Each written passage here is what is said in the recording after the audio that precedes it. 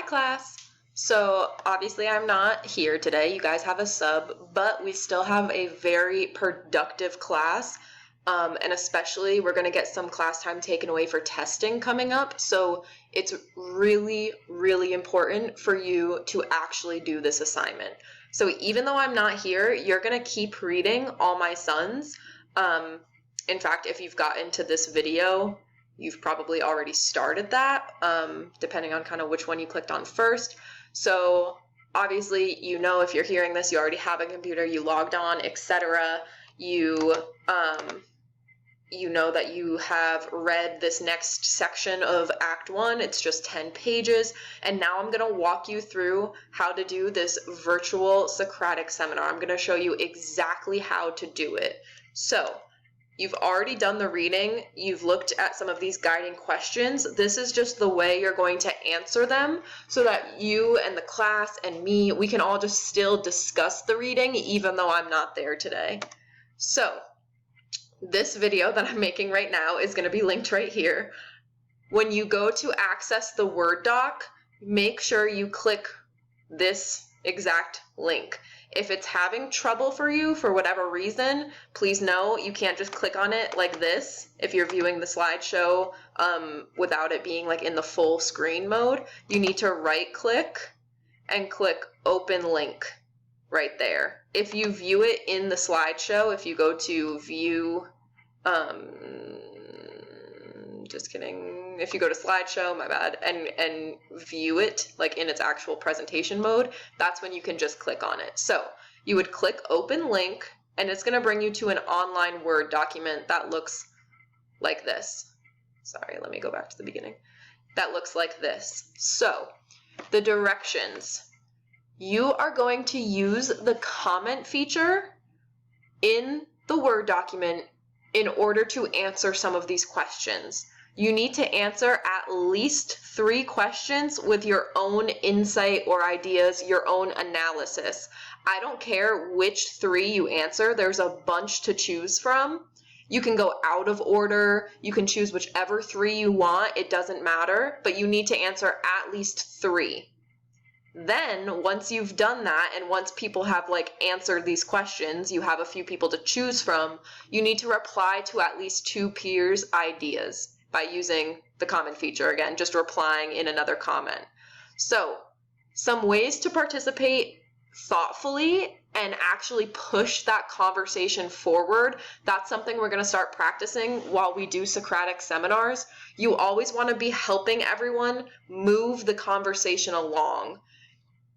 Some ways to do that really well, you can agree or disagree with a peer's idea. So if they give some analysis, you know, saying that the tree is representative of the family for this, this, and this reason, and you think it's more representative of Larry and his conflict of being missing, you could disagree with them and back up your idea with evidence, right? And just have that kind of back and forth.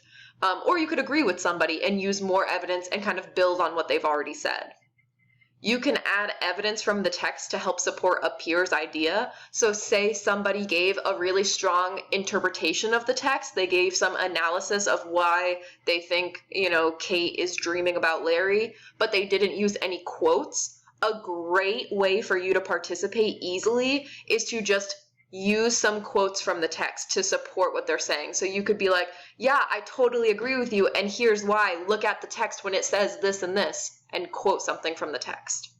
Another fantastic way to participate and reply to peers is by asking a follow-up question. So, you know, that really got me thinking, do you believe Larry's coming back? Or, I don't quite understand what you're saying about Sue. How did you get there? Like, how did you find that? Where in the text does it say? So really asking these follow-up questions, just like Miss Ward does in class. You know, can you elaborate on your answer a little bit? Or can someone restate that for me? I don't understand. Or, you know, well, do you think Joe Keller is actually living the American dream? Or is he just putting on a facade? Any kind of follow-up questions that help drive that conversation forward is a great way to participate. What you don't want to do not simply reply to a peer just to reply and get it done. Don't use some kind of general or vague statements like, good idea, I totally agree. Wow, that's amazing. Cool. Good thinking. I love your analysis. It just doesn't do anything. You're not helping us create new knowledge. You're not helping push the conversation forward. It's like when friends text back like one-word responses like, cool, yeah, awesome, okay.